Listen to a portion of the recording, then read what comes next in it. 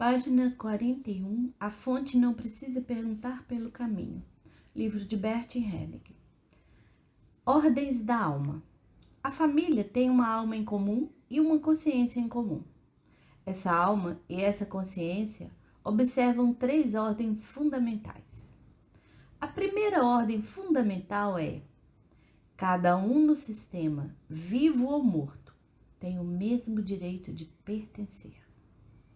Se é negado a alguém desse sistema o direito de pertencer, por exemplo, através de avaliações morais, tais como: ele é um canalha, ou ele é um alcoólatra, ou ele tem um filho ilegítimo, ou seja lá o que se comentar sobre ele, isso tem as mesmas consequências. Determinadas pessoas reivindicam para si maior direito de pertencer, porque se sentem superiores. Entretanto, a alma da família não faz diferenciação entre bom e mal nesse sentido. Porque o denominado mal é apenas um outro lado da diversidade, sobre o qual o bom pode se construir. Sem o mal, não existe o bom. Uma pessoa totalmente boa é terrível. Ou alguém que se considera perfeito é terrível. É também perigoso. Aqueles que se consideram melhores que os outros são perigosos. Nos sentimos em paz e afins ao lado de pessoas que se consideram comuns. Quando é negada a uma pessoa da família o mesmo direito de pertencer, então a alma ou a consciência da família procura restabelecer a ordem através de uma compensação. Essa é a segunda ordem fundamental observada pela alma e pela consciência da família. Isso acontece via de regra de tal forma que uma pessoa que nasce posteriormente seja através da consciência familiar colocada em conexão com a pessoa anterior excluída, de maneira que a represente como compensação. Então um descendente sofre como aquele outro e fica como ele. Através dele, o sistema tem agora que se confrontar novamente com o bom e o mal. A solução para o descendente seria reverenciar a pessoa excluída, ou também aquele que, através de seu destino, cause medo aos outros, de tal forma que é excluído ou esquecido por eles, como algumas vezes mulheres que morreram de parto ou em consequência desse. Então a paz chega ao sistema e nenhum descendente precisa representá-los mais. Essas são, portanto, as 2 primeiras ordens fundamentais. O mesmo direito de pertencer e a compensação pela recusa ao direito de pertencer.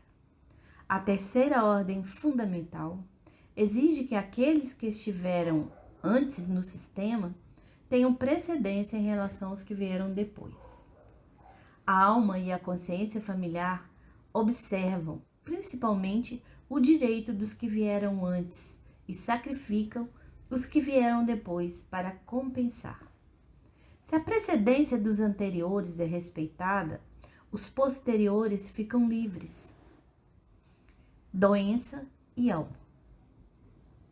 Vivenciamos que determinados acontecimentos, por exemplo, uma separação precoce da mãe, ou um acidente que ameaçou a vida mais tarde, tem efeitos, não somente na alma, como também no corpo. Então pode-se tentar trazer novamente à tona o que outrora causou dor à alma e que tem efeito no corpo. Olhar para isso, reconciliar-se com isso, concordando com o que foi, e então, em harmonia com o destino, encontrar um alívio ou uma cura também para o corpo. Doença, a alma, o eu. Quando na família de origem de um cliente aconteceu algo que tem efeito em seu corpo e leva a doença ou causa ou condiciona doenças, a alma também está em jogo, mas de uma forma singular. Na verdade, a alma segue o amor. Bem no fundo da alma atua o amor. A atuação dessa alma e desse amor é frequentemente sobreposta e reprimida pelo eu. Alguns entendem a psicossomática, portanto, as tentativas de cura tanto ao nível do corpo quanto ao da alma, não como uma harmonia de alma e corpo, mas do eu e do corpo.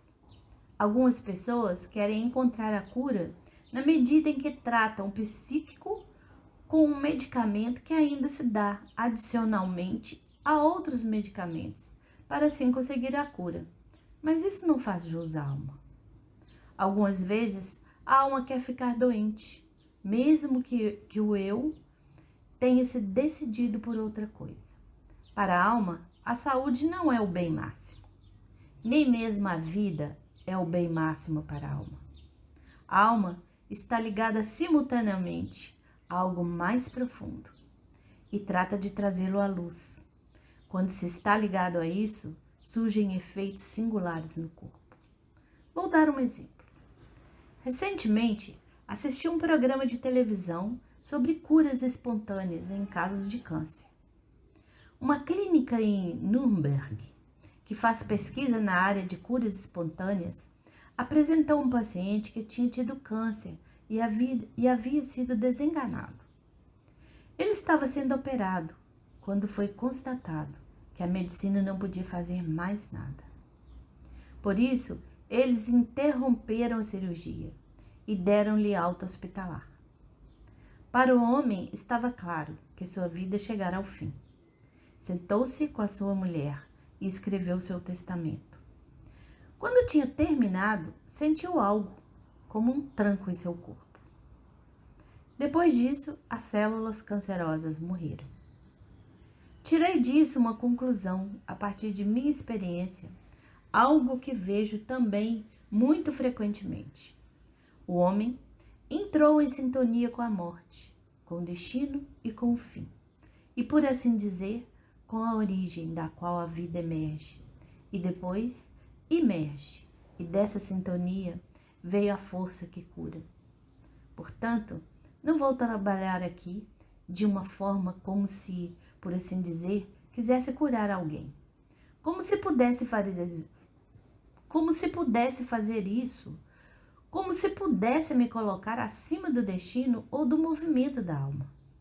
Pelo contrário, vou com o movimento da alma e espero que os clientes que estão seriamente enfermos se reconciliem com o destino e com a origem. Espero que daí venha algo que cure. Existe uma ideia singular sobre a alma. Alguns pensam que primeiro vem o corpo material e então a alma lhe é insuflada, como está descrito na Bíblia. Quando o ser humano morre, então exala com seu último suspiro também a sua alma. Entretanto, quando se olha exatamente um ser humano, se origina porque duas células que têm alma se unem. Por isso, o corpo tem alma desde sua origem. Não é sua alma que o vivifica. Essa alma já estava lá bem antes dele.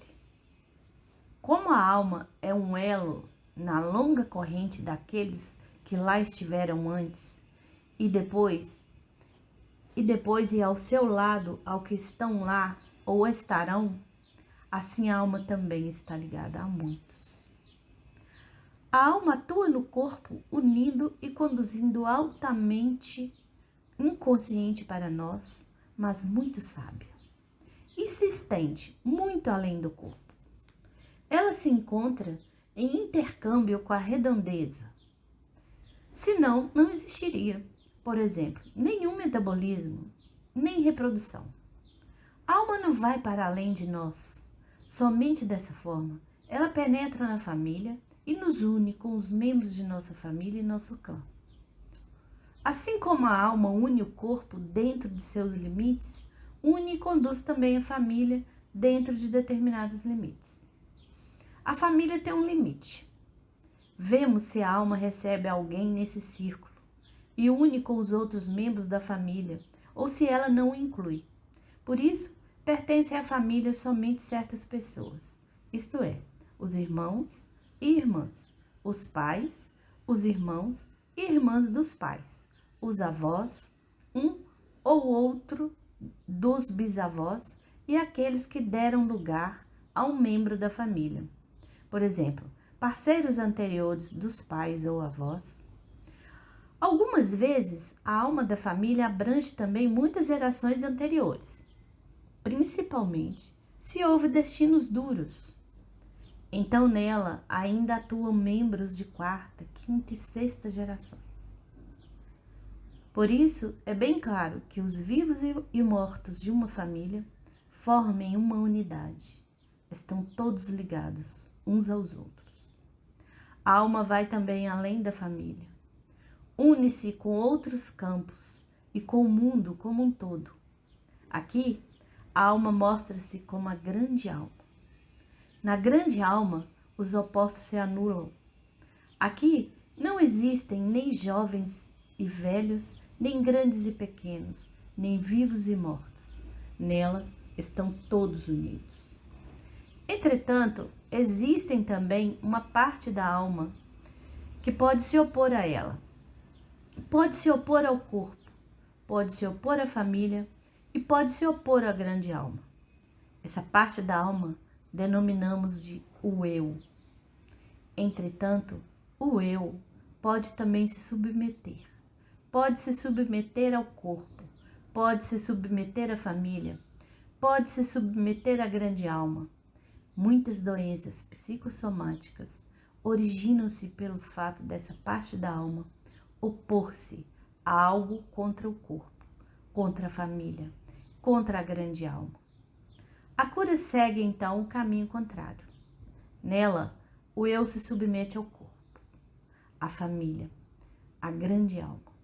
Vivenciamos esse submeter-se como humildade. Vivenciamos o opor-se como arrogância. Quem se arroga dessa forma cai, e quem se submete dessa forma é carregado. Ficamos hoje por aqui, retornaremos amanhã na página 44. Te espero lá.